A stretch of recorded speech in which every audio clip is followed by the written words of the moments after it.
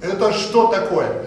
Профессоров, доцентов увеличивается, а результат становится все хуже и хуже. В этом году Медведев сказал, надо реанимировать, возрождать российскую систему образования. Геннадий Николаевич, мне вот всегда, вот, можно сказать, помогает делать революцию. Если вы довольны существующей системой образования, то это ваше дело. Вы можете спокойно сидеть и писать книги и творить вроде творческие дела. Мы часто дискутируем вот с Мокиным, с Энвером Зиаддиновичем, там, с Мерлиным Анатолием Вольфовичем, профессором. И на тему все время я говорю, они, кстати, меня слушают, но делают, можно сказать, по-своему. Я делаю то, что у меня студент бросает курить. Вот я не знаю, легко это или просто. Вот в школе научился курить, приходит на первый курс, бросает курить. Притом я не говорю, что бросать. Я говорю, если все молчат, кури. Не прекращай курение, потому что все молчат. Товарищи, в нашем обществе самое главное зло – это равнодушие людей. Поэтому с равнодушного молчания развивается любая дрянь в обществе. И в педагогике, и в экономике, и во всех сферах. Поэтому целью нашей должна быть именно воспитание человека по закону Российской Федерации об образовании. Кстати, он нарушается. Вторая статья говорит, статья закона, что мы должны основываться на приоритете общечеловеческих требований к человеку. Статья 9 закона говорит о том, что все учебные программы, все, даже математика, информатика, философия Мукина, она должна быть направлена на воспитание человека, а не на слова, которые мы говорим. Вот если философ говорит, у меня все студенты бросают курить, начинают лучше посещать занятия, не сквернословят и начинают меняться в образе жизни. Вот я считаю, вот это проход гуманитарной науки. А пока у нас, товарищи, словоблудия много в гуманитарной науке, литература, история, чувашский язык, не убивают вот эти неправильные поступки учеников. Почему? Поведение поведение не востребовано ни в каком документе. Я Мукину говорю, почему в аттестации нет? А Мукину это все равно. Я, кстати, написал письмо Путину. И подписал его Геннадий Никандрович. И мэру города. И Михайловскому председателю Госсовета Чувашии. Я-то еще думал, что все чиновники, ну, немножко или формалисты, или дубовые, но, оказывается, Михайловский, знаете, как сказал? Правильно вы говорите. Все учим, а воспитывать некому. Учим, да, учим, много чему. И музыки учим, и художество, и танцы. И все-таки поступка ученика правильного, нравственного, доброго нет. Почему этого не происходит? Потому что предмет, мы с Геннадием Никандровичем на эту тему тоже, можно сказать, дискутируем. Некоторые философы говорят, надо оценку ставить только за рассуждение и за знание. А если вы поступок туда, это неправильно. Вот я очень счастлив, что все ученики, все студенты, все рабочие, все простые люди понимают, что надо учебу соединять с знания, соединять с поступком. А мне вот министр образования Чернов говорит, нельзя, надо оценку ставить только за знания. Я говорю, ну на юридическом факультете больше всего бандитов, преступников. Почему это происходит?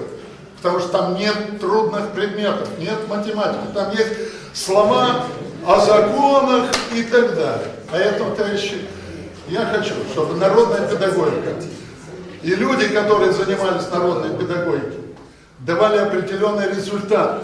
Не в книжках только написано. Я в этом году тоже выпустил монографию, ну и что, она валяется, и как макулатура, никто ее читать не будет даже. Почему не будет? Потому что люди... Петрович, я вас просил эту книжечку, вы мне не дали. Геннадий, ну нет, Мерлин у меня просил ради приличия. Я так понял.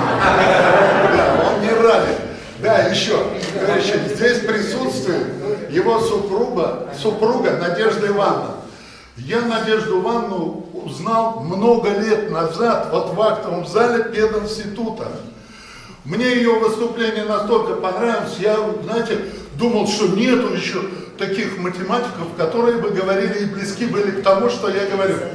То есть надо смотреть. Кстати, да, еще в моем классе, который у меня просто работал классным руководителем, почему-то 2 профессора, доктора математических наук. А я сильно помогает. Вот письмо, кстати, 3 листа подписал Геннадий Никандрович. И он подписывает сразу. И Геннадий Никандрович не надо уговаривать, чтобы пойти на урок. Он идет. Был у меня учителей, которые работают по этой методике самоуправления, сами студенты учат друг друга, воспитывают друг друга, а учитель отдыхает. И даже урок почти не ведет. То есть сами уроки ведут студенты. У меня сейчас лекции сами читают студенты. И я им только ставлю зачет за то, что он прочитал лекцию. И это, оказывается, очень легко самому сидеть, наблюдать, но это развивает студентов больше, чем сам, когда говоришь. Кстати, все мы научились говорить на ком? На студентах. Геннадию Никандровичу за то, что в книге, кстати, он в своей написал обо мне и сказал, я ни о ком не писал, а тебе написал, что методика чрезвычайно демократична, что в ней сразу виден результат. Сама система педагогических действий простая, очень простая, но никто не делает. 7 октября мы собрали всех директоров школ города Чебоксар. Показали это все директорам. И вы думаете, что директора сразу клюнули, начали что-то делать? Нет, они, знаете, глухо промолчали. Выступила милиция, только с милицией там человек, которая понравилась эта методика, когда сами студенты друг друга воспитывают, учат и так далее. Выступил директор школы Синев заслуженный, у которого школа была победителем по всем олимпиадам в республике. Самый лучший показатель в учебе. И, кстати, и в дисциплине. Он чему там добивался? Потому что у него результаты были через воспитание. Поэтому я думаю, что с помощью именно вот может быть, педагогики кто-то поможет изменить существующую систему образования. Товарищ Муртин. Рад обстоятельствам, которые меня привели на эту встречу. И хотел бы, так сказать, ответить на предыдущее выступление отдельно. Организация женщин науки и образования, которая тоже имеет отношение некоторые, уже 6 лет проводит игру «Чувашская ласточка». В этом году участвовало 30 тысяч человек. Мы опубликовали книгу «Фольклорные задачи Чувашии» и получили за это медаль Корчика. И готовим сейчас книгу «Фольклорные и краеведческие задачи народов России». Спасибо. Ну, удивительный был человек. Сейчас не забудь.